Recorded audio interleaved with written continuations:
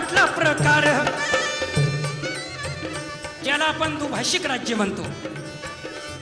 आणि यावेळी असं कानावर यायला लागलं की मुंबई गुजरातला जोडणार. पण या महाराष्ट्रातल्या जनतेला कसं सहन होणार? मुंबई आमची जान आहे. मुंबई ही महाराष्ट्रालाच मिळाली पाहिजे हे मान्य नव्हतं जनतेला.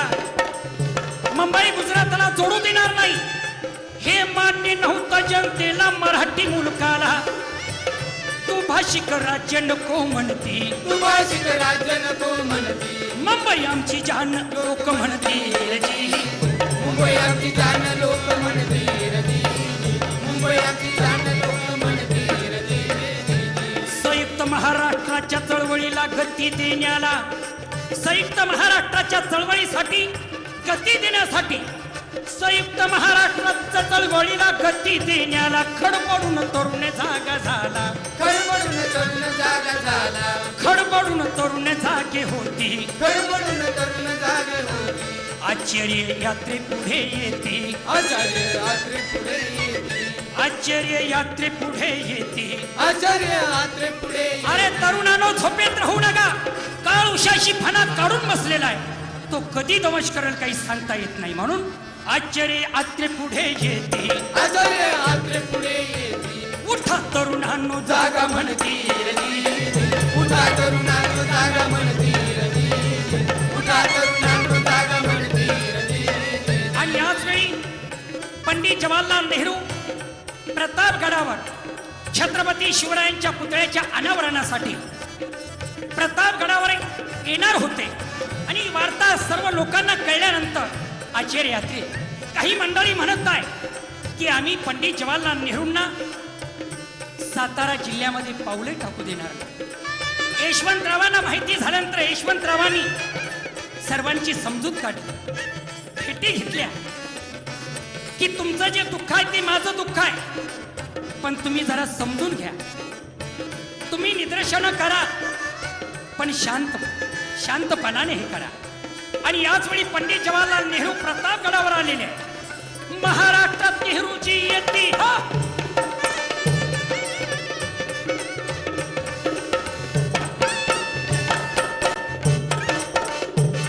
महाराष्ट्रात नेहरूची येते प्रतापगडावरती शिवदर्शन घेती.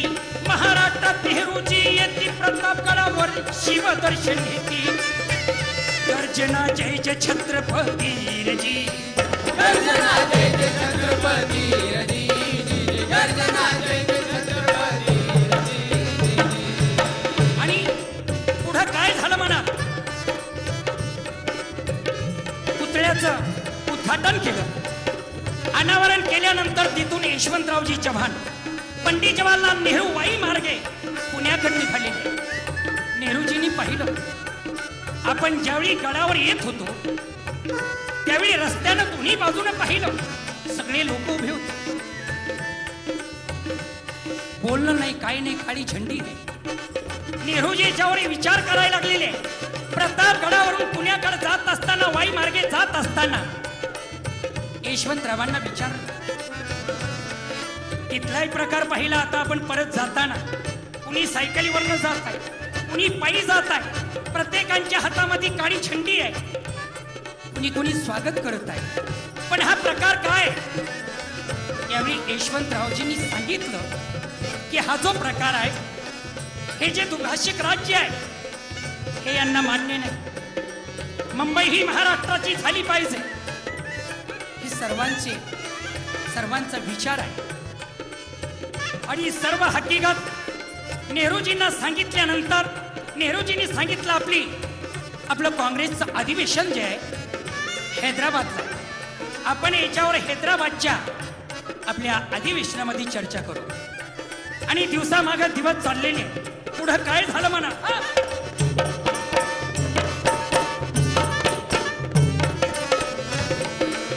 हा म्हणता दिवसामागे दिवस चाललेले आहे. आणि तो सोन्याचा दिवस उगवला. सोन्याचा दिवस आहे 1 मे 1960 साली.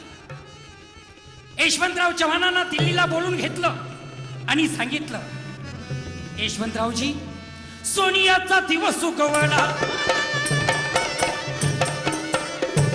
सोनियाचा दिवस उगवला, 1960 सालाला बोलावून घेतलं यशवंताला. मंगल कलश न्यावं महाराष्ट्राला न्यावं, महाराष्ट्राला गिरहाजी, महाराष्ट्राला गिरहाजी, महाराष्ट्राला गिरहाजी, मंगल कलश महाराष्ट्राला महाराष्ट्राला गिरहाजी, महाराष्ट्राला गिरहाजी, महाराष्ट्राला गिरहाजी. सर्वांना आनंद झाला.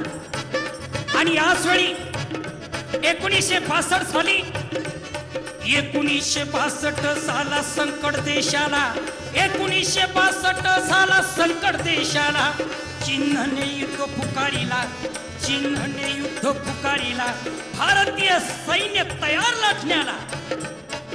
पण याच वेळी या सह्याद्रीची आठवण पंडित जवाहरलाल नेहरूंना झाली. या ठिकाणी आपण वाचतो, ऐकतो की काय झालं.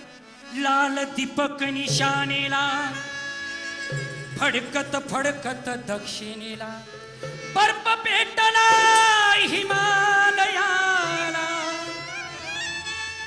लाल दीपक निशानेला, फडकत फडकत दक्षिणेला, बर्फ पेटला हिमालयाला. इजवायाला चला, बर्फ पेटला हिमालयाला, इजवायाला चला चला. बर्फ पेटला हिमालयाला, विजवायाला चला चला. बर्फ पेटला हिमालयाला, विजवायाला चला चला. आमंत्रण ते सह्याद्रीला. जरा टाळ्या वाजवा, जरा शांत बसू नका, मजा यायला पाहिजे.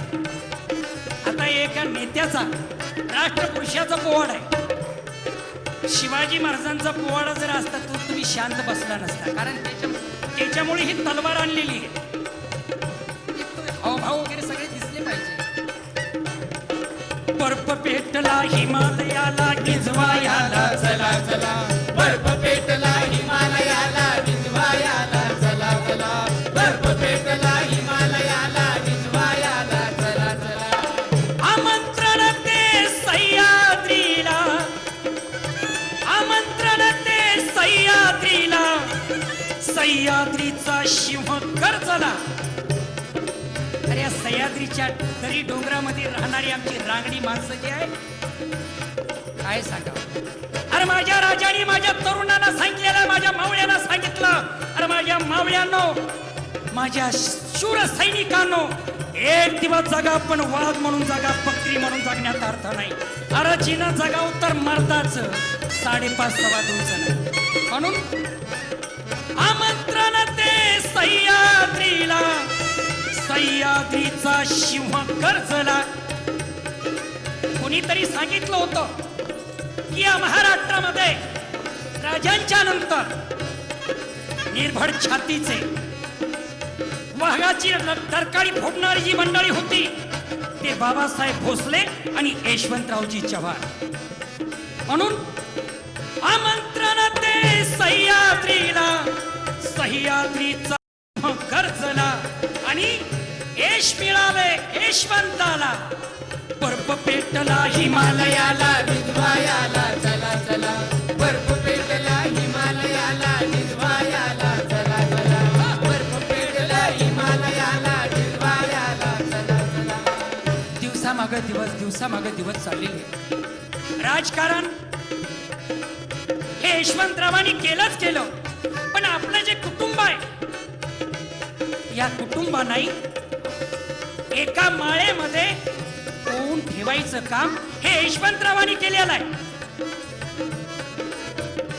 एक उदाहरण मी वाचलं की साताऱ्यावरनं मुंबईला येत असताना मुख्यमंत्री होते,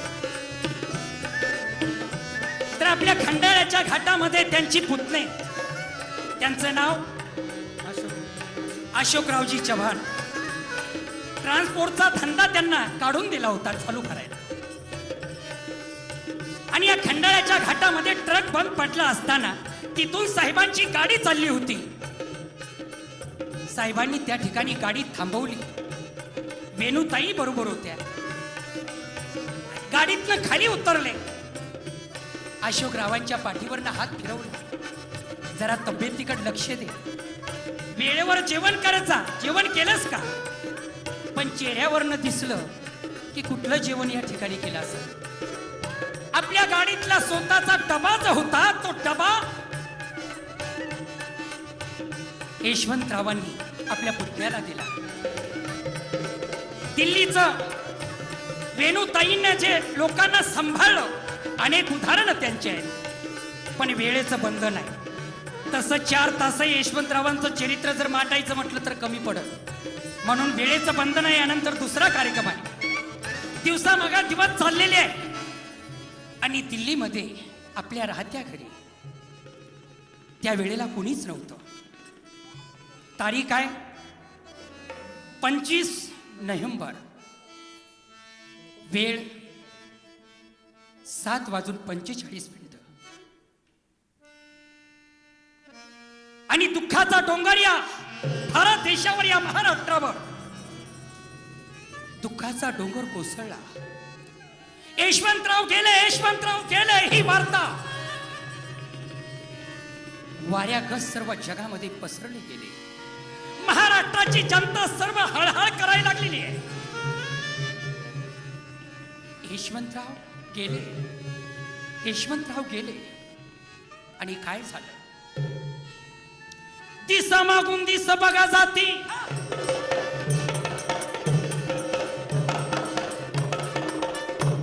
ही वार्ता झाली जगभर.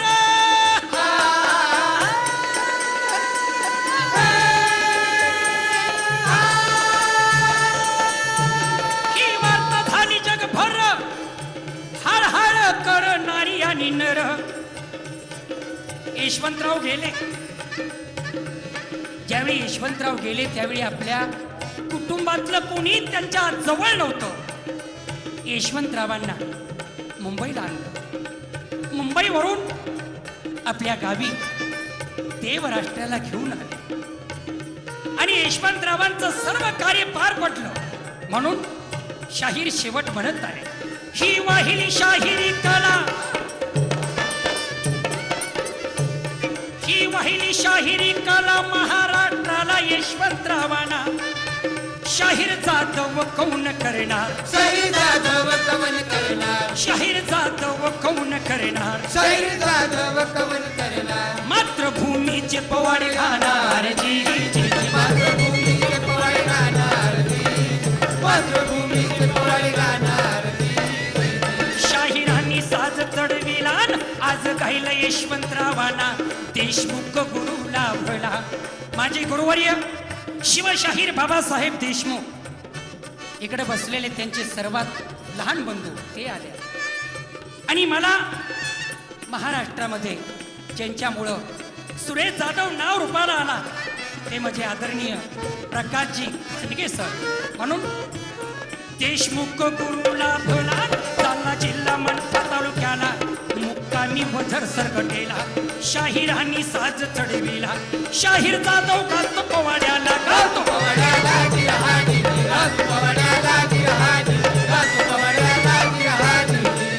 स्वातंत्र्याच्या रक्षणाला झाले तयार, क्रांतीवीर झाले तयार, क्रांतीवीर झाले तयार.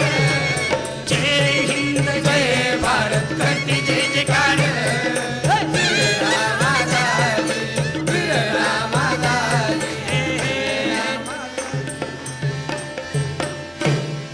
या ठिकाणी मला जी शिवीची संधी दिली, हा गडबडीमध्ये लिहिलेला यशवंतरावांचा पोवाडा. तसं माझं शिक्षण जर म्हटलं तर LLB पासून बिगाडीचा सत्यानाश आहे. म्हणजे लक्षात आलं असेल, शाळेची पायरी माहिती नाही, पण गुरुवारी शिवशाहीर बाबासाहेब देशमुख यांचा आशीर्वाद. खांडगे सरांनी सांगितलं, सुरेश तू शाहीर आहेस, लिखाण करायला शिक. थोडं वाचायला लागलो आणि आता लिखाणही करायला लागलो. म्हणून माझा हा एडावाकडा पोवाडा आपण ऐकून घेतलात त्याबद्दल शिवशाहीर सुरेश जाधव आणि सहकारी औरंगाबाद आपल्या सर्वांचा आभार मानत आहे आणि मी या ठिकाणी थांबत आहे. जय हिंद, जय महाराष्ट्र.